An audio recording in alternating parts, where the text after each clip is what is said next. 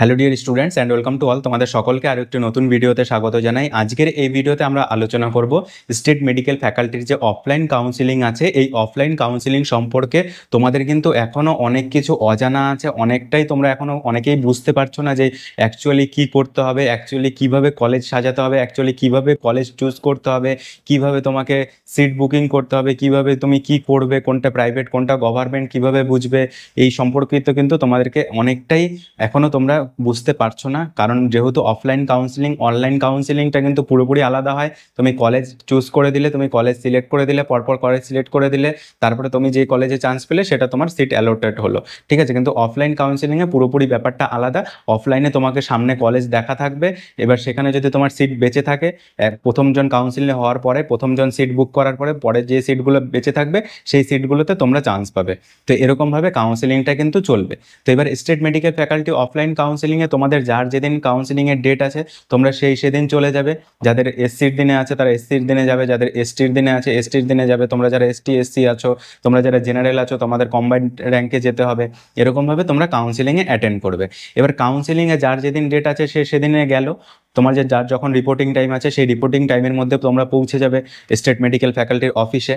State medical ফ্যাকাল্টির অফিসে পৌঁছে যাওয়ার পরে তোমাদের সেখানটায় কী প্রসিডিওর আছে, এবার সেখানে পৌঁছে যাওয়ার পরে তোমাকে একটা ফর্ম দেবে, ঠিক আছে। সেই ফর্মটা মানে একটা রিসিপ্ট দেবে।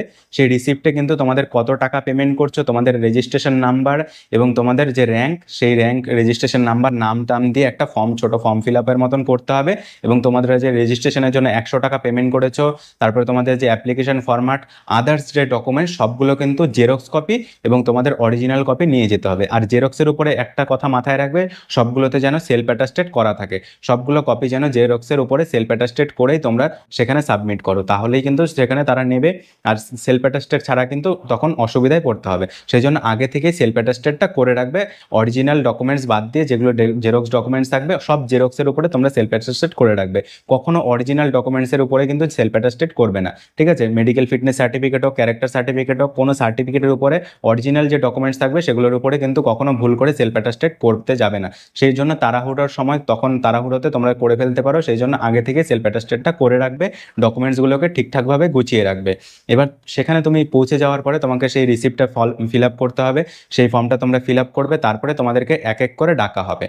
প্রথমে ডাকা হলো যে 1 থেকে 100 পর্যন্ত যারা কাউন্সিলিংয়ে এসেছো, অ্যাটেন্ড করেছো, তোমরা লাইনে পরপর দাঁড়িয়ে যাও। এবার পরপর লাইনে দাঁড়িয়ে যাওয়ার পরে তোমাদের হয়তো প্রথমে 10 জনকে ডেকে নিল বা 5 জনকে ডেকে নিল। ডেকে নেওয়ার পরে তোমাদের এক জায়গায় চলে গেলে, যে তারপরে তোমাদের ভিতরে কাউন্সিলিংয়ের ভিতরে স্টেট মেডিকেল ফ্যাকাল্টির ভিতরে একটা প্রজেক্টর থাকবে বা একটা স্ক্রিন থাকবে। সেই স্ক্রিনে ডিসপ্লে করা থাকবে যে কোন কলেজে কতগুলো সিট আছে, ঠিক আছে। এবার কোন কলেজে কতগুলো সিট আছে, কোন কলেজে কতগুলো কোর্স আছে, সেই কোর্স অনুযায়ী সিটগুলো তোমার পরপর থাকবে।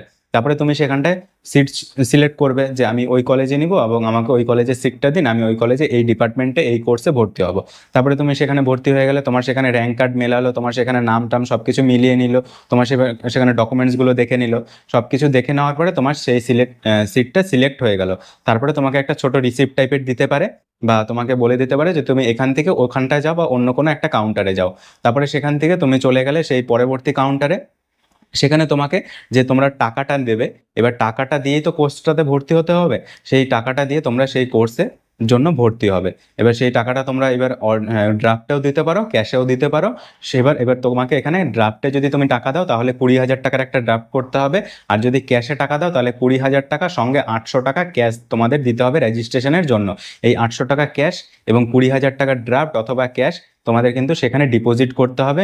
ডিপোজিট করার পরে তোমাদের একটা ফাইনাল অ্যালটমেন্ট লেটার দেওয়া হবে, সিট অ্যালটমেন্ট লেটার।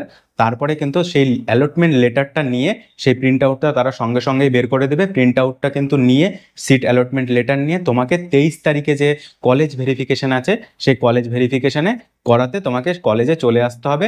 এবং কলেজে আসার পরে কলেজে কি কি লাগবে, কি কি ডকুমেন্টস লাগবে, ঠিক আছে, কিভাবে কি করতে হবে সেগুলো কিন্তু তোমাদেরকে আমি স্টেপ বাই স্টেপ সমস্ত কিছু বলে দিব। তোমাদের কাউন্সিলিং হয়ে যাওয়ার পরে তোমাদের কলেজে কিভাবে আসতে হবে, কলেজে কোথায় কি করতে হবে সমস্ত কিছু কিন্তু আমি তোমাদেরকে জানিয়ে দেবো, ঠিক আছে। আর আমার সাথেও তোমাদের দেখা হবে 23শে সেপ্টেম্বর কলেজেই। তো চলো আজকের ভিডিওটা এখানেই শেষ করছি। দেখা হচ্ছে পরবর্তী কোনো ভিডিওতে। তোমাদের যদি কোনো সমস্যা থেকে থাকে, তোমাদের যদি কিছু জানার থাকে, তাহলে তোমরা অবশ্যই কমেন্টে জানিও।